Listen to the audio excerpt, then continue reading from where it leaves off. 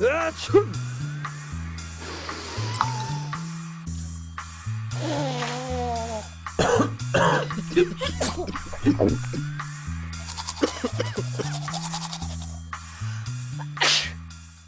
عليكم. اليوم في هذه الحلقه غندي واحد المرض منتشر في المغرب وكيقيس بزاف ديال المغاربه والمغربيات، وهو السكر.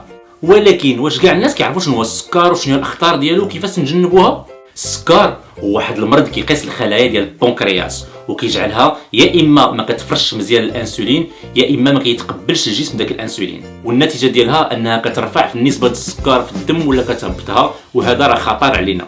وهذا الشيء يمكن له يتعالج يا اما بالادويه او بالتغيير في الطريقه ديال العيش.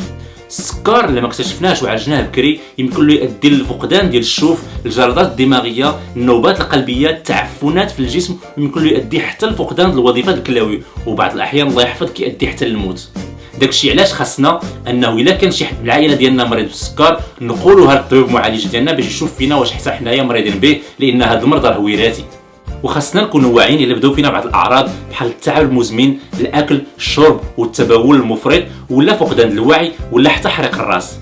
ويا تشخصنا به خاصنا لابد نلتزموا بالنصائح ديال الطبيب المعالج ديالنا، خاصه فيما يتعلق الادويه، الماكله المنتظمه والمتوازنه، والممارسه ديال الرياضه 30 دقيقه 3 مرات في السيمانه هي قليله.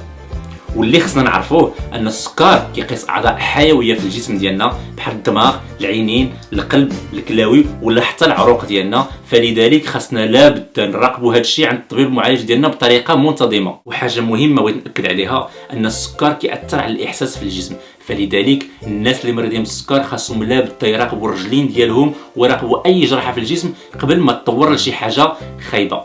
واللي ضروري نعرفوه ان الناس اللي فيهم السكر خاصهم لابد يقولوها للمحيط ديالهم باش الله يحفظ لو وقع عليهم شي اغماء نعرفوا شنو نديروا معاهم. وداك اللي فيه السكر خاصو الا بانت فيه شي حاجه غير طبيعيه يمشي عند الطبيب المعالج ديالو بلا ما يتعطل. وفي الاخر بلا ما نوصيكم سال الطبيب قبل المجرب. كان معكم الدكتور سي محمد الزعري جابري، نتلاقاو في الحلقه الجايه ان شاء الله.